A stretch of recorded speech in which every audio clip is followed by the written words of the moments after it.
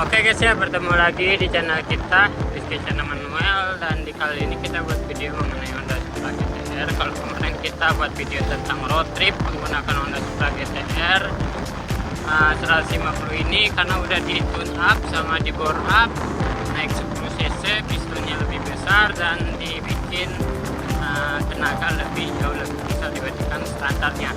Dan di kali ini sejauh ini ya, motornya kemarin kan di kilometer 90.000 tuh habis biaya 2.400.000-an kita servis, dan di kali ini overall kilometernya ini udah 91.000. Masih aman, masih enak, nggak ada yang neko-neko, cuman tenaga motor lebih enteng, cuman konsumsi bahan bakarnya sedikit lebih boros ya kalau saya rasa.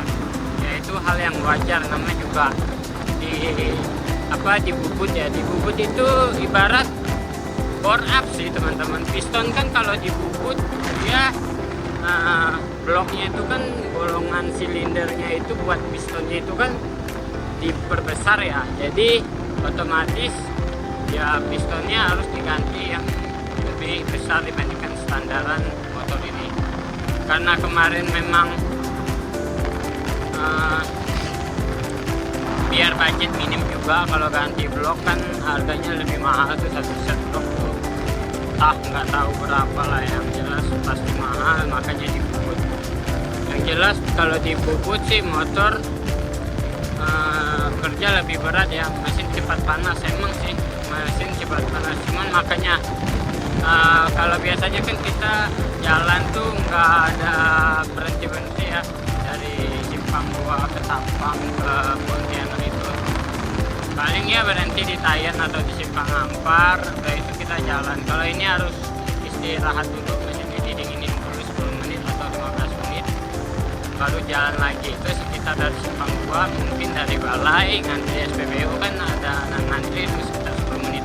Nah dari situ kita bisa istirahat, udah itu istirahat lagi di Teraju sampai di Bukit Rebung kita bakal istirahat lagi.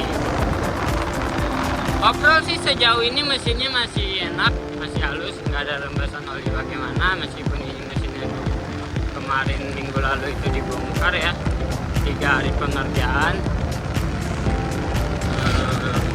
Kipas radiator selalu kita hidupin, jadi ketika radiator mau panas mau dingin itu selalu hidup supaya kinerja mesin nggak terlalu gampang mudah panas gitu teman-teman. Jadi kipas radiator memang sengaja kita nyalain terus di sepanjang jalan biar aman aja gitu, sirkulasi buat pendingin radiator lebih terjaga gitu.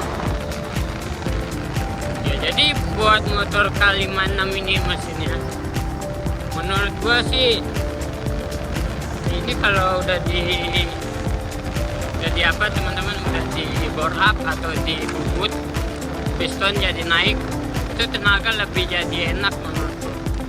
Enteng banget buat naik-naik sih, nggak perlu turun gigi K5 ya, tetapi G6 juga udah enteng kok naiknya.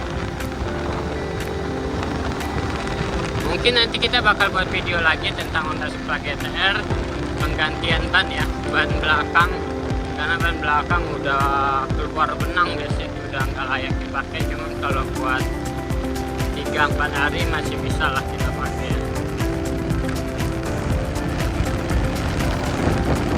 Untung dia pakai ban dalam, karena bukan ban tugas lagi pelaknya ya, karena memang motor buat ke kota ya, buat ke kebun juga ya, jadi pelaknya ada yang ini ada yang bengkok, jadi harus dipres dulu baru bisa pakai ban tugas lagi itu. Sejauh ini ya kilometernya 91.000 ya, ini motor masih enak ya. Dibandingkan sama Honda PCX, kilometernya juga sama nih sama Honda PCX. Di PCX itu udah hampir 90-92.000, kalau ini kan baru menyampai 91.000 lah ya.